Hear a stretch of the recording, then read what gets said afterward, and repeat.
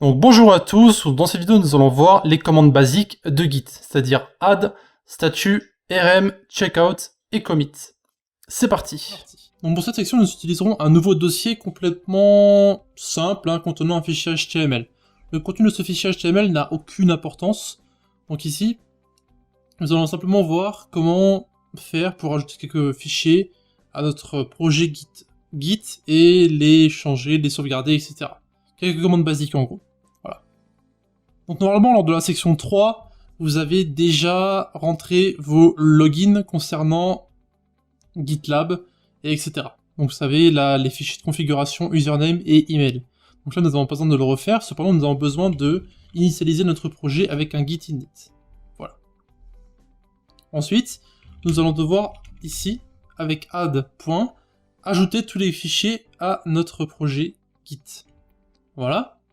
Donc cette commande ne va pas faire grand chose, elle va juste ajouter notre fichier à la liste des choses à sauvegarder dans le futur. Le point indique en fait simplement que nous sélectionnons tous les fichiers se trouvant dans le répertoire où nous sommes actuellement. Donc le répertoire c'est celui-ci, desktop Git. Là nous sommes dans la branche master. Voilà. Aussi simple que ça. Donc nous allons maintenant voir deux commandes que vous allez nécessairement utiliser, mais il est toujours, enfin, nécessairement pas utilisé plutôt, mais il est toujours bon de les connaître. Donc la première commande s'appelle git statut, donc, comme ceci. Donc je vais mettre ça en grand, voilà. Donc ça commence ici. Donc git statut, il nous dit en fait que nous avons ajouté un nouveau fichier à notre branche master. Maintenant que nous voyons nos fichiers qui sont prêts à être sauvegardés, vous pouvez voir aussi, donc ici, new file index.html, vous pouvez voir qu'il existe une commande pour enlever un fichier de cette pré-sauvegarde. Donc git rm cached et le nom du file. Voilà. Donc ici, c'est la fameuse commande git rm, donc qui veut dire en fait remove. Donc on va simplement taper git rm cached.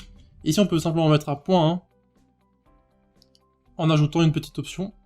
Donc ici, au lieu de supprimer récursivement, c'est-à-dire que en fait supprimer tous les fichiers qui contiennent le dossier.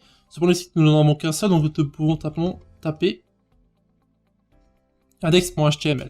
Et vous pouvez voir que ça a été remove. Si on retape git statut, il n'y a plus aucun fichier qui a été ajouté. Vous pouvez voir que par exemple, nous pouvons ajouter celui-ci. Voilà.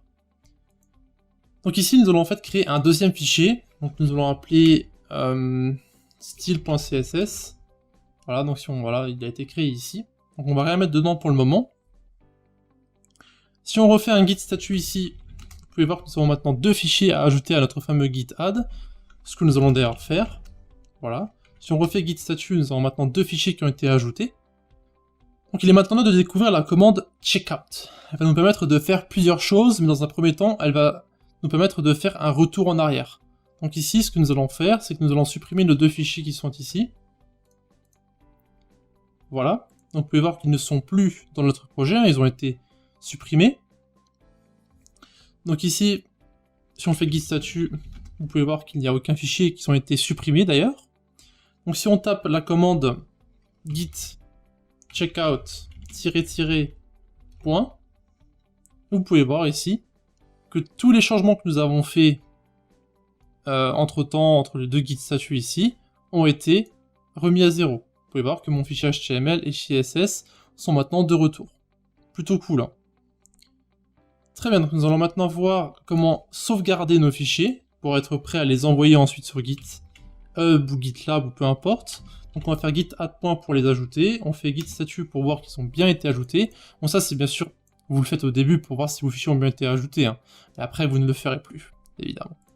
D'ailleurs je n'utilise quasiment, voire jamais git rm ou git statut ou des choses comme ça. Voilà. C'est juste dans un but d'apprendre que vous faites ce genre de choses. Voilà. Donc si on tape git commit ici, vous allez voir que ça va être un peu problématique.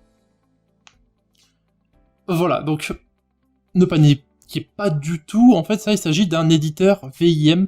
Donc en fait à chaque fois que vous faites une commande comme un commit ou un changement de branche, vous devez toujours ajouter un commentaire afin qu'il y ait une trace de votre changement. Ici, il nous demande juste de marquer pourquoi nous faisons un commit, en fait. Donc, remarquez que vous ne pouvez absolument rien faire pour le moment, donc vous êtes complètement bloqué à moins d'appuyer sur une touche. Donc ici, on va simplement appuyer sur la touche I, et regardez bien en bas, quand on appuie sur I, vous pouvez voir qu'ici, il y a quelque chose qui s'appelle Insert qui a été créé. Voilà. Une fois que cela est fait, vous pouvez simplement ajouter votre commentaire, donc première sauvegarde ici, et voilà. Maintenant, pour sauvegarder ce changement que nous venons de faire ici, vous allez appuyer sur échappe, voilà, et en bas vous allez mettre 2 points, vous pouvez voir le texte en bas, WQ, et vous appuyez ensuite sur entrée. Donc en fait, ici WQ veut dire write and quit, donc écrire puis quitter. C'est en fait une simple sauvegarde. Voilà. Donc nous avons maintenant fait notre premier commit, donc félicitations, vous pouvez maintenant refaire git statut, et constater qu'il n'y a plus aucun fichier qui a été ajouté à notre pré-sauvegarde et que tout a été sauvegardé. Voilà. Très bien, donc nous faisons maintenant quelques changements dans notre petit fichier, donc on va mettre ici un link CSS, voilà, très simple, style.css, et là on va mettre background color, on va mettre white.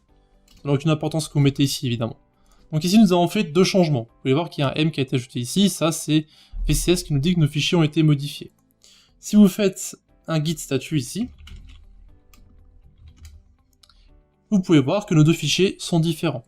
Git nous demande de les ajouter à nouveau. Donc faisons ça, git add point, voilà. Et maintenant nous devons faire un deuxième commit. Et nous voulons sauter cette étape, vous savez, de l'éditeur VIM, de ne pas avoir à appuyer sur I plusieurs fois, puis mettre le commentaire, etc. Et pour cela, il suffit simplement de taper notre commande git commit, donc comme ceci, et d'ajouter ce qu'on appelle un flag, ou plutôt une option en français si vous voulez, donc qui s'appelle tirer, donc puis un M. Voilà. Ensuite vous mettez le nom du changement ici, entre guillemets. Donc ça peut être des simples guillemets ou des doubles guillemets, ça n'a aucune importance. Donc cela, comme ceci, ou alors les doubles comme ça. Ça n'a aucune importance. Vous pouvez mettre des doubles, ça vous permettra d'utiliser les accents et l'apostrophe sans aucun problème. Voilà. Donc ici, changement sur le fichier HTML et CSS. Et vous pouvez voir que nous avons complètement sauté notre étape de éditeur VIM, et vous pouvez voir que si je tape git statut, mes fichiers ont bien été sauvegardés. De plus, n'hésitez pas à visiter nos différents réseaux, donc eux aussi dans la description, Discord, notre blog, Facebook, Twitter, Google+, etc.